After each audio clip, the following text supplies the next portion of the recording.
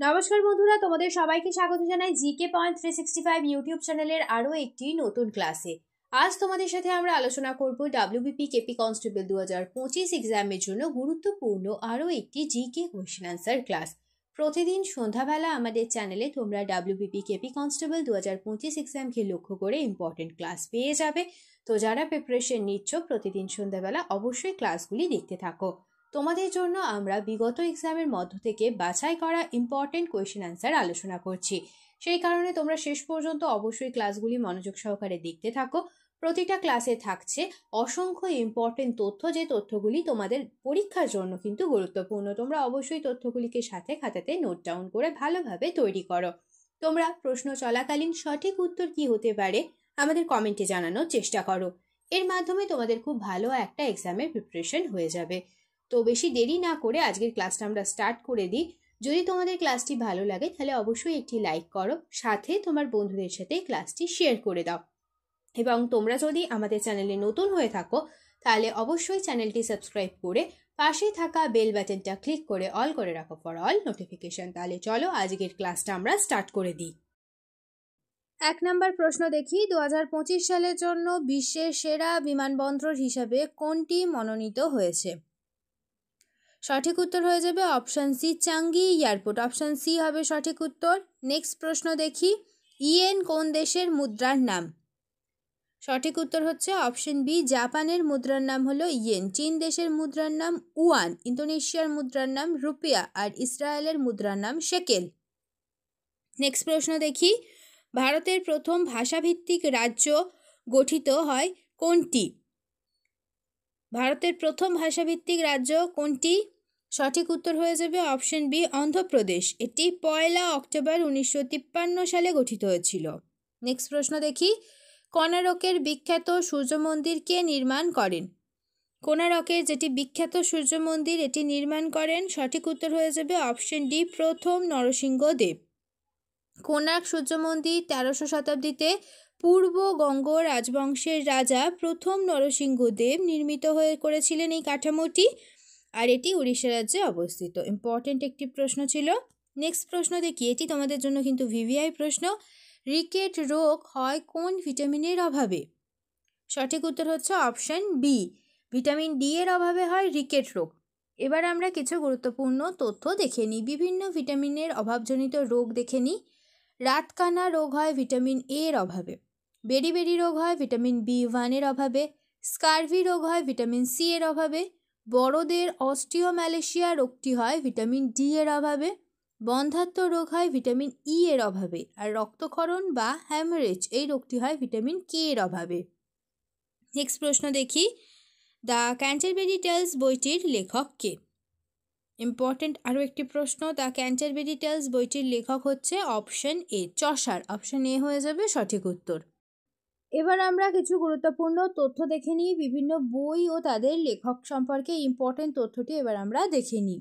A brief history of time এই বইটির লেখক হলেন Stephen Hawking. Train to Pakistan লিখেছেন Khushwant Singh. The Canterbury tales লিখেছেন Chaucer. Wings of fire APJ Abdul Kalam. Das capital Karl Marx. Gulliver travels Jonathan Swift's. আর long walk to freedom বইটি লিখেছেন Nelson Mandela. এই বইগুলোও কিন্তু এক্সামে তোমাদের আসে, তো সেই ইম্পর্টেন্ট তথ্যগুলো তোমাদের সাথে আমরা আলোচনা করে দিলাম। তোমরা অবশ্যই এগুলিকে খাতাতে নোট ডাউন করে নাও। নেক্সট প্রশ্ন দেখি, হর্ষঙ্খ বংশের প্রতিষ্ঠাতা কে? সঠিক উত্তর হয়ে যাবে অপশান সি, বিম্বিসার হলেন হর্ষঙ্খ বংশের প্রতিষ্ঠাতা। মহাপদ্মনন্দ হলেন নন্দ বংশের প্রতিষ্ঠাতা। সিংহ বিষ্ণু হলেন পল্লব বংশের প্রতিষ্ঠাতা। আর শ্রীগুপ্ত হলেন গুপ্ত বংশের প্রতিষ্ঠাতা। আরও একটি ইম্পর্টেন্ট তথ্য মনে রাখো, হর্ষঙ্খ বংশের শ্রেষ্ঠ রাজা অজাতশত্রু আর শেষ রাজা হলো নাগ দশক। ইম্পর্টেন্ট তথ্য কিন্তু এগুলি তোমাদের জন্য। নেক্সট, কফি বন্দর কাকে বলা হয়? সঠিক উত্তর হয়ে যাচ্ছে অপশান সি, রিও ডি জেনিরোকে বলা হয় কফি বন্দর। এবার আমরা বিভিন্ন জায়গার উপনাম বা ডাকনাম সম্পর্কে জেনে নিই। লবঙ্গ দ্বীপ বলা হয় মাদাগাস্কার দ্বীপকে। চিনির পাত্র হলো কিউবা। দারুচিনির দ্বীপ শ্রীলঙ্কা। পৃথিবীর রুটির ঝুড়ি হলো প্রেরি। এশিয়ার ডিমের ঝুড়ি অন্ধ্রপ্রদেশ। ইউরোপের ক্রীড়াভূমি হলো সুইজারল্যান্ড। নিষিদ্ধ শহর হলো লাসা। কফি বন্দর রিও ডি জেনিরো। দক্ষিণের ব্রিটেন নিউজিল্যান্ড। পান্নার দ্বীপ আয়ারল্যান্ড। ইংল্যান্ডের উদ্যান কেন্ট। পবিত্র ভূমি প্যালেস্টাইন, বাতাসের শহর শিকাগো, নিষিদ্ধ শহর লাসা, সহস্র হ্রদের দেশ হলো ফিনল্যান্ড। ইম্পর্টেন্ট সমস্ত তথ্যগুলো তোমরা অবশ্যই খাতাতে নোট ডাউন করে নাও। এখান থেকে কিন্তু তোমরা পরীক্ষাতে কিন্তু কোয়েশ্চেন কমন পাবে, তো এই তথ্যগুলো অবশ্যই কিন্তু তোমরা নোট ডাউন করে নাও। নেক্সট প্রশ্ন দেখি এবার আমরা। তুজুকি জাহাঙ্গীর কার লেখা? ইম্পর্টেন্ট আরও একটি প্রশ্ন। তুজুকি জাহাঙ্গীর, এটি হলো জাহাঙ্গীরের আত্মজীবনী। তো এটি কে লিখেছেন? এটি লিখেছেন, সঠিক উত্তর হবে অপশন বি, জাহাঙ্গীর নিজেই লিখেছেন তুজুকি জাহাঙ্গীর। নেক্সট প্রশ্ন দেখি আমরা এবার। কিছু গুরুত্বপূর্ণ মুঘল যুগের কীর্তি, যে সাহিত্য কীর্তি ছিল সেই সাহিত্য কীর্তি সম্পর্কে জেনে নিই।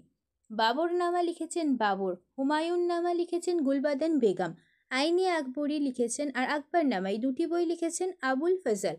তুজুকি জাহাঙ্গীর লিখেছেন জাহাঙ্গীর, পাতশাহু নামা লিখেছেন আব্দুল হাকিম লাহোরি, আলমগীর নামা লিখেছেন মির্জা মোহাম্মদ কাসিম। নেক্সট প্রশ্ন এবার আমরা দেখে নিই, তোমরা অবশ্যই তথ্যগুলিতে নোট ডাউন করে নাও। নেক্সট দেখি, প্রফেসর শঙ্কু যে চরিত্রটি, এই চরিত্রের স্রষ্টা কে? সঠিক উত্তর হবে অপশন এ, সত্যজিৎ রায় হলো প্রফেসর শঙ্কু চরিত্রটির স্রষ্টা। প্রফেসর তিলকেশ্বর শঙ্কু বাংলা কল্পবিজ্ঞান সাহিত্যের একটি জনপ্রিয় চরিত্র। 1961 সালে সত্যজিৎ রায় এই চরিত্রটির সৃষ্টি করেন। নেক্সট প্রশ্ন, ভিয়েতনামের রাজধানীর নাম কি? সঠিক উত্তর হয়ে যাবে অপশন এ, হ্যানাই হলো ভিয়েতনামের রাজধানী। এছাড়াও দেখে নিই, অসলো হলো নরওয়ের রাজধানী, হারাবে হলো জিম্বাবুয়ের রাজধানী আর সিউল হলো দক্ষিণ কোরিয়ার রাজধানী। এই তথ্যগুলিও তোমরা নোট ডাউন করে নাও। নেক্সট প্রশ্ন, কত তারিখে জাতীয় সংহতি দিবস অর্থাৎ ন্যাশনাল ইউনিটি ডে পালিত হয়? সঠিক উত্তর হয়ে যাবে অপশন ডি, 31শে অক্টোবর ন্যাশনাল ইউনিটি ডে বা জাতীয় সংহতি দিবস পালিত হয়। নেক্সট প্রশ্ন দেখি, গঙ্গা সমভূমির যে নবীন পলিমাটি, সেই নবীন পলিমাটিকে কি বলা হয়? গঙ্গা সমভূমির যে নবীন পলিগঠিত মাটি তাকে বলা হয় খাদার। অপশন এ হয়ে যাবে সঠিক উত্তর। ভাবার হলো হিমালয়ের শিবালিক পার্বত্য যে অঞ্চল তার পাদদেশের মৃত্তিকা। ভাঙ্গর হলো গঙ্গা সমভূমির পুরাতন পলিমৃত্তিকা আর ভূর হলো গঙ্গা সমভূমির পশ্চিমাংশের বালুকাময় মৃত্তিকা। এগুলিও কিন্তু তোমাদের জন্য ইম্পর্টেন্ট তথ্য। নেক্সট প্রশ্ন, একটি জোয়ার ও ভাটার মধ্যে যে সময়, সেই সময়ের ব্যবধান কত? সঠিক উত্তর অপশন সি, 6 ঘন্টা 13 মিনিট। নেক্সট প্রশ্ন, বায়ুমণ্ডল না থাকলে আকাশের বর্ণ কি হতো? সঠিক উত্তর কি হবে? অপশন বি হয়ে যাবে সঠিক উত্তর, বায়ুমণ্ডল না থাকলে আকাশের বর্ণ হতো কালো।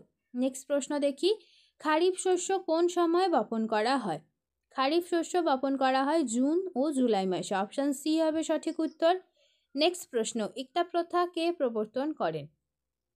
ইকতা প্রথা প্রবর্তন করেছিলেন ইলতুৎমিশ। অপশন সি হয়ে যাবে সঠিক উত্তর। নেক্সট দেখি, শৈলক্ষেপ বৃষ্টিপাত হয়, সঠিক উত্তর হবে অপশন বি, শৈলক্ষেপ বৃষ্টিপাত হয় পর্বতের প্রতিবাদ ঢালে। নেক্সট দেখি, কনিষ্কের রাজধানী কোথায় ছিল? কনিষ্কের রাজধানী ছিল, সঠিক উত্তর হবে অপশন এ, পুরুষপুরে ছিল কনিষ্কের রাজধানী। নেক্সট দেখি, ডায়োড কোন দেশের পার্লামেন্টের নাম? ইম্পর্টেন্ট তথ্য, ভিভিআই, ডায়োড কোন দেশের পার্লামেন্টের নাম? সঠিক উত্তর হচ্ছে জাপানের পার্লামেন্টের নাম হলো ডায়েট। এবার আমরা কিছু গুরুত্বপূর্ণ তথ্য দেখে নিই।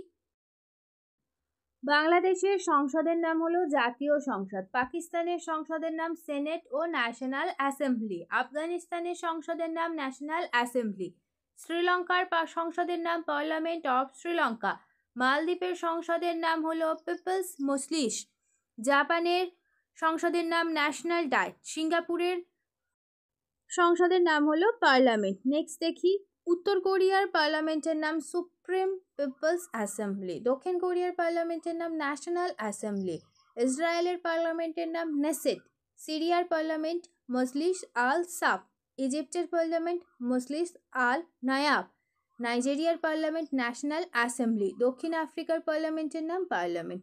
তো এগুলি খুবই ইম্পর্টেন্ট তোমাদের জন্য, তোমরা অবশ্যই খাতাতে এই তথ্যগুলি কিন্তু নোট ডাউন করে নাও।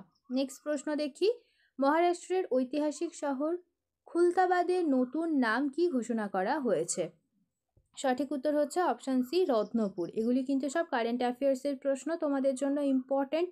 নেক্সট প্রশ্ন, পুনর্গঠিত বিলগুলিতে রাজ্যপালের নিষ্ক্রিয়তার কারণে সুপ্রিম কোর্ট কোন সাংবিধানিক অনুচ্ছেদ লঙ্ঘিত হবে বলে উল্লেখ করেছে? সঠিক উত্তর হয়ে যাবে অপশন এ, ধারা 200 এটি উল্লেখ করা হয়েছে। নেক্সট প্রশ্ন দেখি, ডক্টর বি.আর. আম্বেদকরের নামে নতুন বন্যপ্রাণী একটি অভয়ারণ্য ঘোষিত হয়েছে, সেটি কোন রাজ্যে প্রতিষ্ঠিত? তো সঠিক উত্তর হয়ে যাবে অপশান সি, সেটি মধ্যপ্রদেশ রাজ্যে প্রতিষ্ঠিত।